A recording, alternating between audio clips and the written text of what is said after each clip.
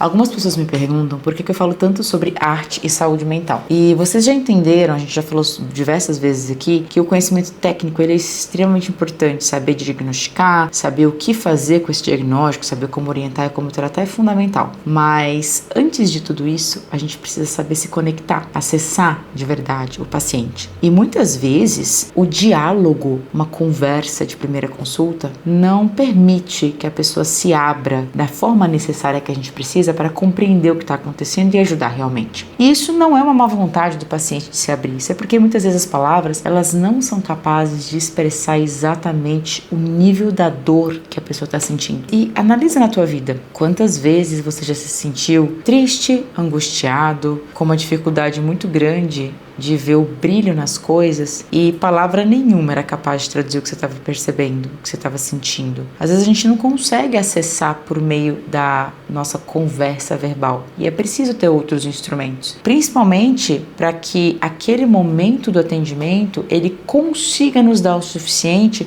para ajudar essa pessoa. A música, como uma expressão da arte, ela ajuda muito nisso. As mais diversas formas de arte em geral, elas permitem que o ser humano ele se conecte com camadas muito profundas que às vezes ele nem sabe que existe. Então a pintura, as artes plásticas, o teatro, a dança, a gente acaba se desconectando com as exigências externas e com aquilo que aparentemente você tem que explicar verbalmente e você consegue se expressar em intensidade. E a música em particular consegue fazer essa conexão de uma forma muito assertiva, porque a expressão, a intensidade, a sensação que a pessoa tem quando ela está escutando determinado tipo de música ou aquilo que a música representa para ela, aquela letra ou aquela melodia, permite que ela fale sem falar. E isso aconteceu na prática essa semana. Foi espetacular. Porque eu estava conversando com um paciente, um adolescente, que estava com muita dificuldade para falar o que tanto doía. Ele não estava conseguindo sair com os amigos, ele não estava conseguindo ir para a escola, ele não estava conseguindo estar com a família, ele estava se fechando cada vez mais para o mundo. E na conversa, na tentativa de diálogo, de compreensão, ele não conseguia, eu via a angústia dele para tentar me falar o que estava acontecendo. Ele sabia que eu estava ali para ajudar, mas ele não estava conseguindo se expressar e chegou a tal ponto, eu via que ele estava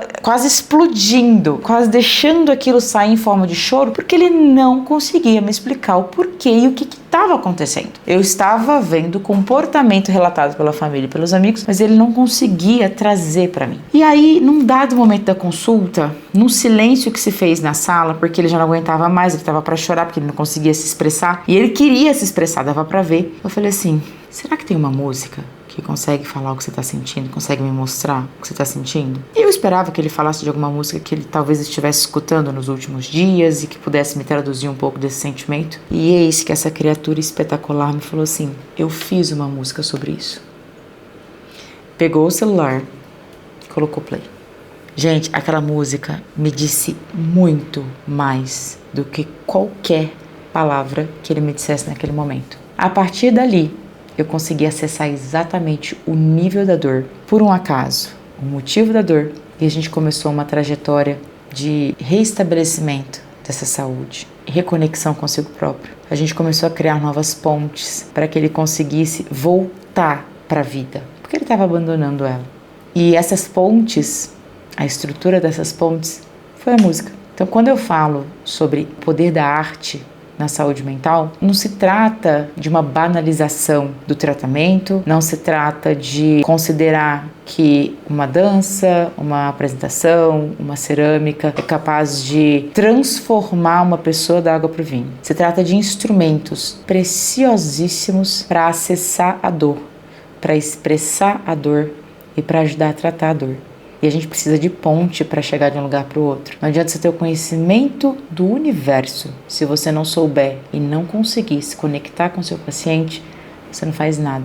Então, sim, são instrumentos válidos, primordiais, que falam da essência de um humano para a essência de outro.